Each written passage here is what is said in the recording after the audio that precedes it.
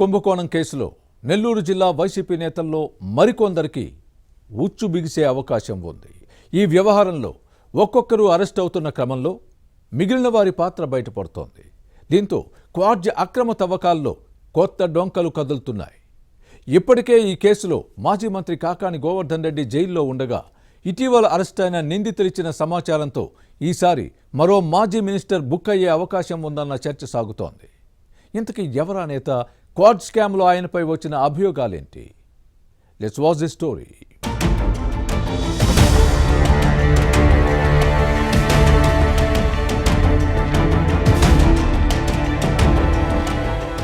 ఎమ్మెల్యేలు ఎంపీలు ఉన్నది ప్రజాసేవ చేయడానికి కాదు, దోపిడీ కోసమే అన్నది వైసీపీ సిద్ధాంతం.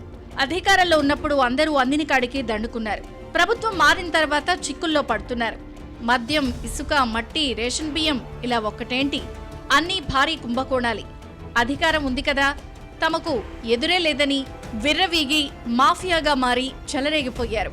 ఇక నెల్లూరు జిల్లా నేతలైతే క్వార్జ్ను కొల్లగొట్టి కోట్లకు పడగలెత్తారు.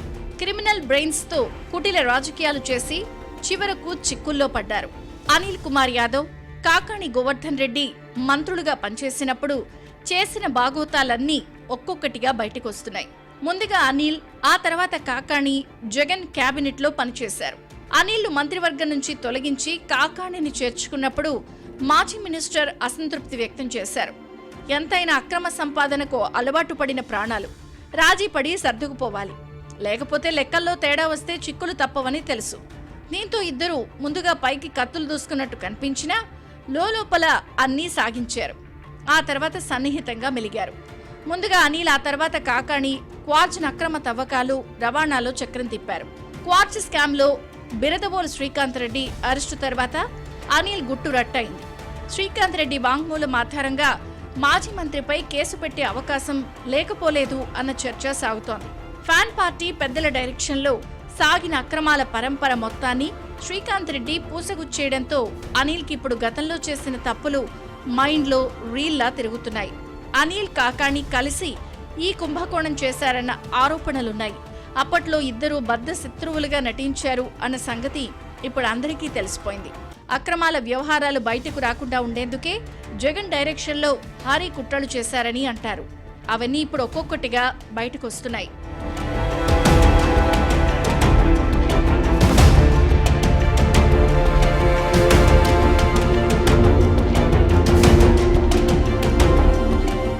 క్వార్జ్ కుంభకోణం కేసులో అరెస్టైన మాజీ మంత్రి కాకాని గోవర్ధన్ రెడ్డి నెల్లూరు సెంట్రల్ జైల్లో ఉన్నారు. బెయిల్ కోసం చేస్తున్న ప్రయత్నాలు బెడ్స్ కొడుతున్నాయి. ఈ కేసు మరికొందరి మెడకు చుట్టుకునే అవకాశం ఉంది. కాకాణిపై గతంలో నకిలీ మద్యం ఎఫ్ఐఆర్లున్నాయి. మాజీ మంత్రికి ఎలాంటి నేర చరిత్ర లేదని న్యాయవాదుల కోర్టుల దృష్టికి తీసుకొచ్చి బెయిల్ కోసం ప్రయత్నిస్తున్నా ప్రభుత్వ న్యాయవాదులు తిప్పికొట్టారు. ఇక బిరదవోలు శ్రీకాంత్ రెడ్డి అరెస్టు తర్వాత మాజీ మంత్రి అనిల్ కుమార్ యాదవ్ కు కేసుల భయంతో వణుకు పట్టుకుంది. ఆ మధ్య ఏం చేస్తారో చేసుకోండి, ఎన్ని కేసులైనా పెట్టుకోండి, అరెస్టుకు భయపడ్ను, ఎక్కడికి పోను అంటూ ప్రగల్భాలు పలికిన అనిల్ ఇప్పుడు క్షణక్షణం భయం భయం భయం అన్నట్టుగా కాలం గడుపుతున్నారు.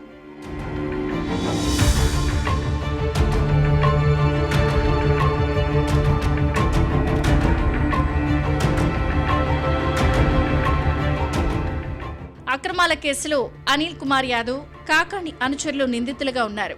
వారు పోలీసులకు చిక్కకుండా తప్పించుకుని తిరుగుతున్నారు. ఖాకీలు తలుచుకుంటే వారందరిని అరెస్ట్ చేయడం పెద్ద పనేమీ కాదు. కానీ కూటమి పార్టీల్లోని కొందరు నేతలు కాపాడుతున్నారు అనే ఆరోపణలు లేకపోలేదు.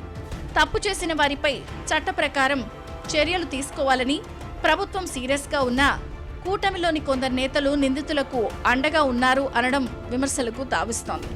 వైసీపీ కూటమి నేతలకు లింకులేమైనా ఉన్నాయా అని కొందరికి అనుమానాలు లేకపోలేదు.